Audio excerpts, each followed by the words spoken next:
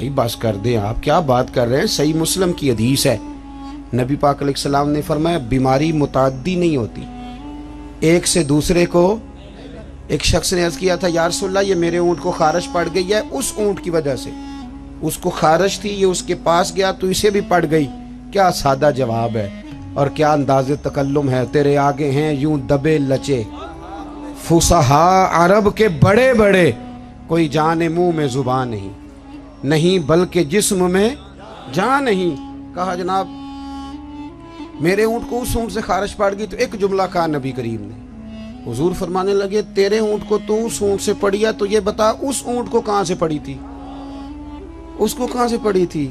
اور اس کرنے لگی حضور وہ تو قدرتی معاملہ ہے۔ فرمایا یہ بھی قدرتی معاملہ ہے، تو فرمایا وہ بھی قدرتی ہے۔ اعلیٰ حضرت جلدی نہیں مانتے تھے، آپ کے سارے سائنسدان کہتے ہیں زمین گھومتی ہے، اور ہمارے بچوں کا تو بیچاروں کا دماغ گھومنے لگا جب سے یہ پڑھنے لگ گئے۔ زمین اتنی موٹی کتاب لکھی اعلیٰ حضرت نے، زمین ساکن ہے نہیں گھومتی۔ پریشان ہو گئے آپ؟ میرے پاس ہے، لینی ہوئی تو لے لینا، اتنی موٹی کتاب ہے، اور 300 کے قریب دلائل دیے کہ زمین ساکن ہے۔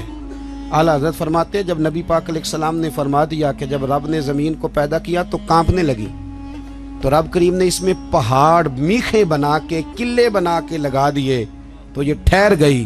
فرماتے ہیں جب میرے نبی کی زبان سے نکل گیا ٹھہر گئی، تو سارے سائنسدان بھی کہیں تو ہم ماننے کو تیار نہیں، ہم کیسے مان جائیں؟ حضور نے کہہ دیا ٹھہر گئی تو لہذا ٹھہر گئی، اور اعلیٰ حضرت نے اس پر 300 کے قریب دلائل دی۔ ہمارا تو اصل مسئلہ یہ ہے کہ ہم پڑھتے ہی نہیں، اور پھر کچھ لوگ بڑی محبت سے کہتے ہیں جو اب تو سائنس بھی یہ بات مان گئی۔ تو میں نے کہا سائنس نہ بھی مانے تو ہماری تو کوئی مجبوری نہیں، سائنس نہ مانے سائنس ہماری تو مجبوری اللہ رسول ہے، سائنس ہماری مجبوری۔ سمجھ آ رہی ہے بات کی؟ اسی طرح اعلیٰ حضرت کے زمانے میں کسی نے کہا تھا کہ کشش ثقل ہے، زمین چیزوں کو کھینچتی ہے۔ دلیل کیا دی؟ کہنے لگا جی وہ سیب گرتا ہے تو زمین پہ، امرود گرتا ہے تو انار گرتا ہے تو زمین کھینچ لیتی ہے۔ اعلیٰ حضرت فرمانے لگے کوئی سارے پاگل تو نہیں نا سامنے بیٹھے ہوئے کہ سائنسدان جو کہیں گے ہم مان جائیں گے۔ فرمانے لگے آدھا کلو کا سیب کھینچ لیا، انار کھینچ لیا، امرود کھینچ لیا، غبارے میں 1.5 چھٹانک ہوا بھر دو تو وہ زمین سے کھینچا نہیں جاتا۔ یہ عجیب فلسفہ ہے تمہارا بھائی کہ زمین اپنی طرف، بیالوجی والے تھک گئے کلیے بیان کر کے، ہیں جی فزکس والے بیچارے تھک گئے رٹے لگا کے، تو اعلیٰ حضرت فرمانے لگے تمہارا کسی عقل مند سے پالا نہیں نہ پڑا، او خدا کے بندو اتنا موٹا انار سیب امرود کھینچ لیا تو 1.5 چھٹانک ہوا تھی غبارے میں، وہ نہیں کھینچا گیا، تو حضور پھر آپ بتائیں معاملہ کیا ہے؟ تو اعلیٰ حضرت فرمانے لگے معاملہ یہ ہے کہ ہر چیز اپنی اصل کی طرف لوٹ جاتی ہے۔ چونکہ امرود زمین سے پیدا ہوتا ہے تو زمین میں آ جاتا ہے، چونکہ انار زمین سے پیدا ہوتا ہے تو زمین میں آ جاتا ہے۔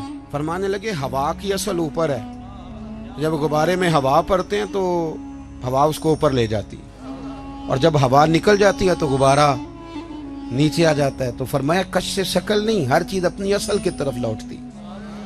انسان کہاں سے پیدا ہوا؟ مٹی سے، جائے گا کہاں؟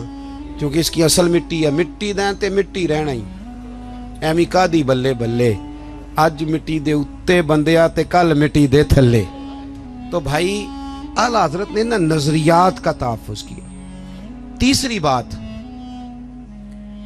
اعلیٰ حضرت فرماتے تھے کہ دین میں خودداری اختیار کرو، عزت نفس، دین کو فار سیل نہ کرو۔ آ گیا میلاد شریف، اب اللہ خیر کرے تلاوتیں بکیں گی، معاذ اللہ نعتیں بکیں گی، تقریروں کے ریٹ طے ہوں گے، اور لینے والے اتنے مجرم نہیں جتنے دینے والے مجرم ہیں۔ ناراض ہو گئے ہو جاؤ، کوئی بات نہیں، ہو جاؤ، پر ناراض ہو کے بعد آ جانا، کیوں ریٹ لگاتے ہو ان چیزوں؟ اعلیٰ حضرت فرماتے ہیں اور پھر میرے سٹیج پہ جو سب سے سبحان اللہ کہلوا رہا ہوتا ہے وہ خود کبھی بھی نہیں کہتا، انہیں دوجیاں تے فرض کیتی ہے، اور پھر کہتے ہیں جس کا ایمان پکا ہے وہ ہاتھ کھڑے کر لے۔ تو میں کہا جنہیں تازہ بائی پاس کرایا بیچارے نے، وہ تو فوت ہو جائے گا ہاتھ کھڑے کرے گا، تو یہ ایمان اب ہاتھ کھڑے کرنے پہ رہ گیا۔ اونچا سبحان اللہ کہو مجھے مزہ نہیں آیا، تجھے مزہ آئے گا تو ہمیں ثواب نہیں ہوگا۔ سبحان اللہ اس وقت کہیں گے جب اللہ کو راضی کرنے کی نیت ہو۔ عجیب فلسفہ ہے، عجیب رٹا ہے، اور 25-25 ہزار روپیہ لے کے آتے ہیں تو جو غریب بیچارے اسٹیج کے سامنے بیٹھے ہوتے ہیں انہیں بے عزت کر کے چلے جاتے ہیں۔ میں نے تو ایک سے کہہ دیا تھا ایک دفعہ، میں کہ تو پیسے لینے مفت آئے نہیں سارے جنہیں آئے، مہربانی کریں ذرا۔ اعلیٰ حضرت نے خودداری سکھائی، عزت نفس، کوئی کھا نہیں جاتا۔ آپ اگر سر اٹھا کے جینا چاہتے ہیں تو پھر ہاتھ پھیلانا چھوڑ دیں۔ روزی رب قریب کے دست قدرت میں ہے، جب چاہتا ہے جتنی چاہتا ہے عطا فرماتا ہے۔ یہ کشکول اعلیٰ حضرت سنو، فاضل بریلوی کس کا نام ہے۔ اعلیٰ حضرت رحمت اللہ علیہ نا دکان پہ تیل لینے چلے گئے۔ میری طرح کا مولوی دکان پہ چلا جائے، دکاندار کہندا ہے انہیں کیڑے پیسے دینے، بڑے ہسے ہو تسی، ہے نا۔ تو پولیس والا چلا جائے تو پھر نہیں ٹینشن لگتی، بولیں چیئرمین صاحب چلے جائیں تو پھر نہیں لگتی۔ صرف مولوی کی بات پہ ہنستے ہو، وہ کہتے ہیں یہ مفت خور ہے، یہ کیسے دے گا۔ اعلیٰ حضرت چلے گئے دکان پہ تیل لینے، دکاندار سے کہا، اور یہ بھی دیکھو اتنے بڑے عالم اور تیل لینے خود چلے گئے۔ یہاں تو جس کے 4 شاگرد ہوں وہ تو اللہ خیر کرے پکڑا ہی نہیں دیتا۔ اعلیٰ حضرت چلے گئے تیل لینے دکان پہ، اسے کہا سرسوں کے تیل کی بھر دو بوتل، اس نے بھر دی۔ فرمایا کتنے پیسے؟ کہنے لگا جی ویسے تو 5 آنے کی ہے، آپ ہمارے عالم میں آپ 3 آنے دے دیں۔ اعلیٰ حضرت نے پورے 5 دیے۔ فرمایا میں احمد رضا ہوں، میں اپنا علم 2 آنے کا نہیں بیچا کرتا۔ کرو مدح اہل دول رضا، پڑے اس بلا میں میری بلا، میں گدا ہوں اپنے کریم کا، میرا دین پار آئے نہ نہیں۔ فرمایا رکھ تو، مجھے نہیں چاہیے۔ خودداری سکھائی اعلیٰ حضرت نے، تقوی سکھایا۔ کیونکہ میں نے کہا تھا باتیں زیادہ نہیں کرنی، سمیٹنے کی طرف آ رہا ہوں۔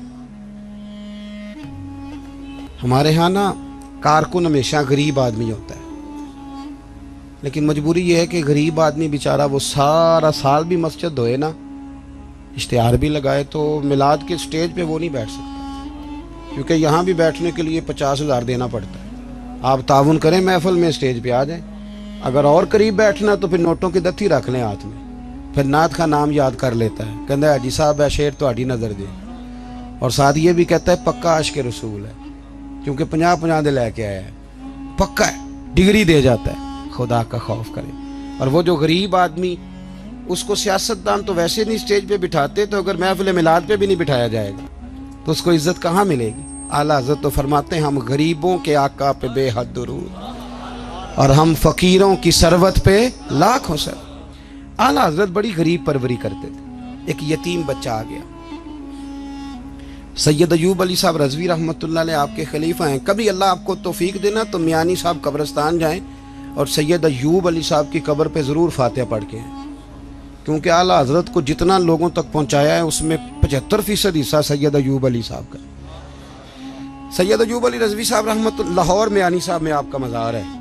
سید ایوب علی صاحب کہتے ہیں کہ ایک بچہ آگے اعلیٰ حضرت سے کہنے لگا حضور میں یتیم ہوں، والد فوت ہو گیا، اکیلا ہوں، میری ماں ہے، تو اگر کوئی غریب دعوت کرے تو آپ آ جائیں گے؟